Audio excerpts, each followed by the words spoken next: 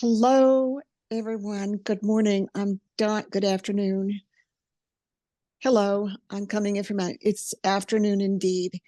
Um, I'm calling in from New York City. I'm Di. I'm a compulsive eater and I'm abstinent today. It's the most important thing in my life.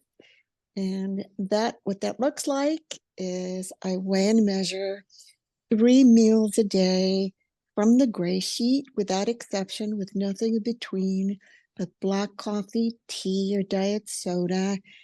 And I do that with help from my gray sheet sponsor, the gray sheet community, and a higher power. And I also write my food down before I commit it.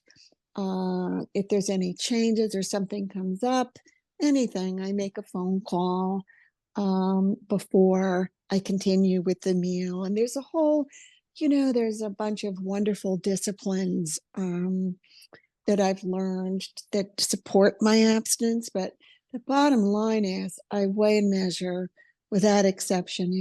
It's 4.0, not 3.9. And it's knife across the top, and it's over. You know, the vagueness about the food is over. What am I going to eat? What am I going to do?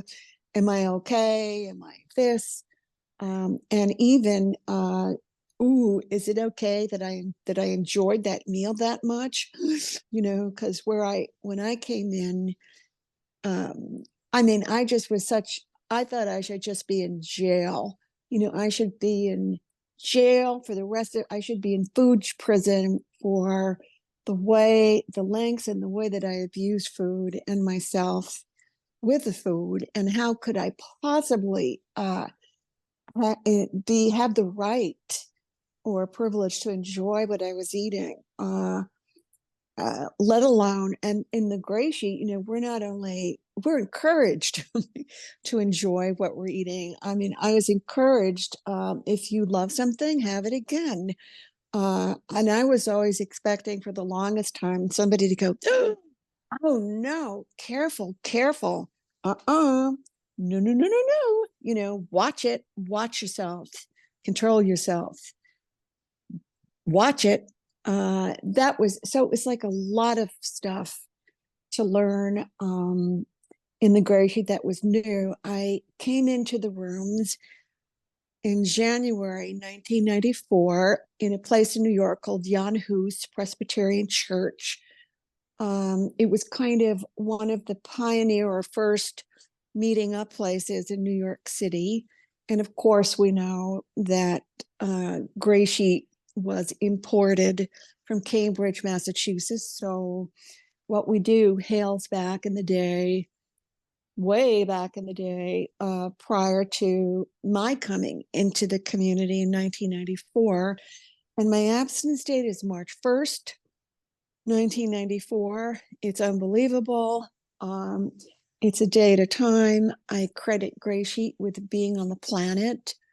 Um, I've maintained a normal weight. I've maintained a stable weight. I've done this without exception, no matter what, through a bunch of major surgeries. I don't want to scare y'all. My father died in front of me. I weighed and measured dinner, um, et cetera, et cetera. You know, like my stories join the stories of people who have done this without exception, because it is um, with the food,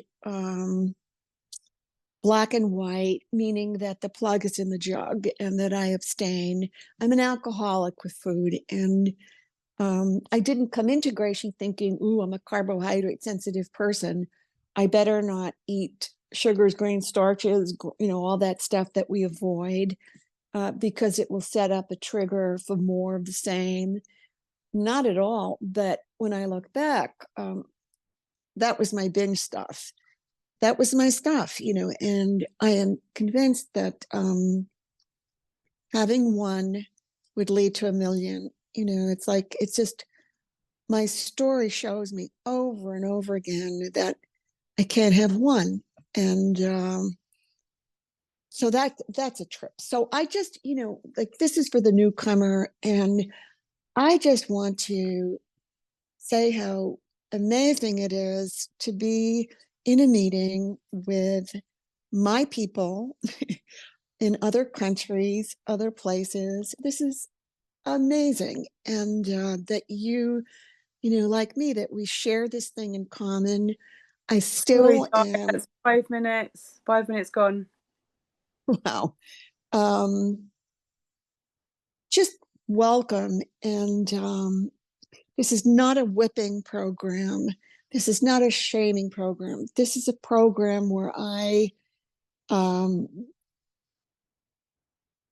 was very surprised at times by the things I was asked to do, but where I followed the direction provided to me from people who came before me and worked with a sponsor in mapping out my meals and weighing and measuring without exception. And that's the big idea, it's, and um, for all of us, it's whether it's a million years or one day, it's the same thing. It's the most important thing. It comes first. It comes with a sponsor. And what I learned to do, what helped me get through early abstinence the first week, I think I went to sleep for 3 days solid.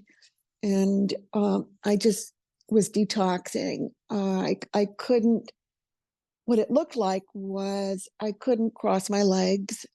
I had to bend over, pick up a leg, put it over because I couldn't bend over to tie my shoe. There was a wall of fat around me. And it was unbelievable. I had nothing to wear.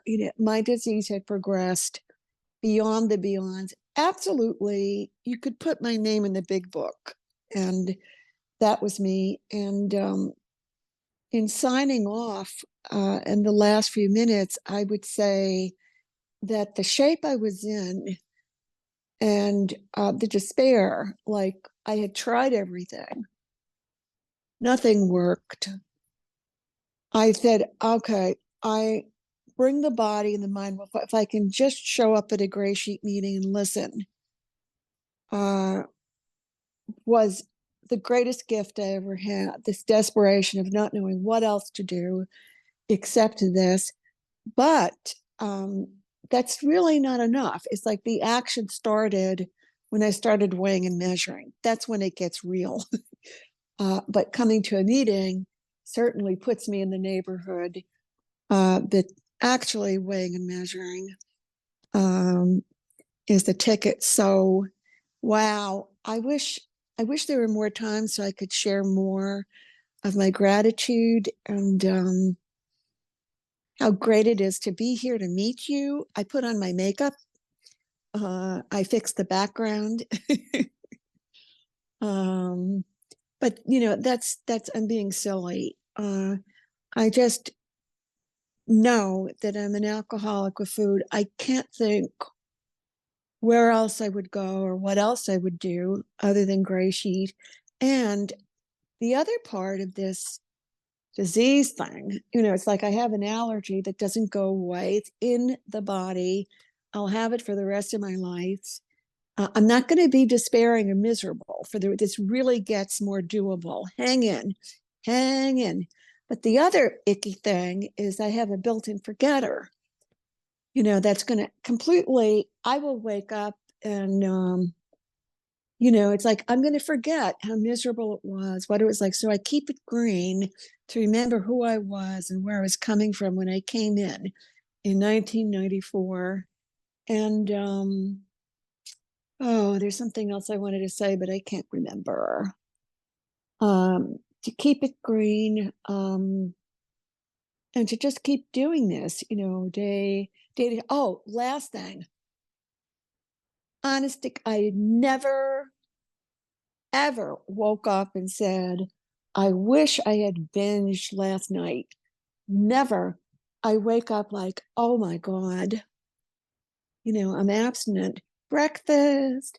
Um, and then after that, I have a plan for the day. So, um, last thing I remember that inspired me so much when I was new a woman was sharing at a 6 o'clock meeting that she had not had anything to eat since lunch, which was maybe around 12 o'clock, and she was okay. She hadn't died and she wasn't starving. And that really impressed me because I was eating every 2 hours, and the idea of going 4 hours between meals was insufferable. How the hell does anybody do that? And so it's really good to listen to people with time, only Hi because, guys, it's 10 minutes gone. thank you so much. I'll wrap up because they assure us that they haven't died, they've gotten through. It gets more doable. It doesn't change. It's like there's always, I don't change my, I'm not neutral around food and I don't graduate to anything. So that's what I've got. And thank you for being here and asking me to speak.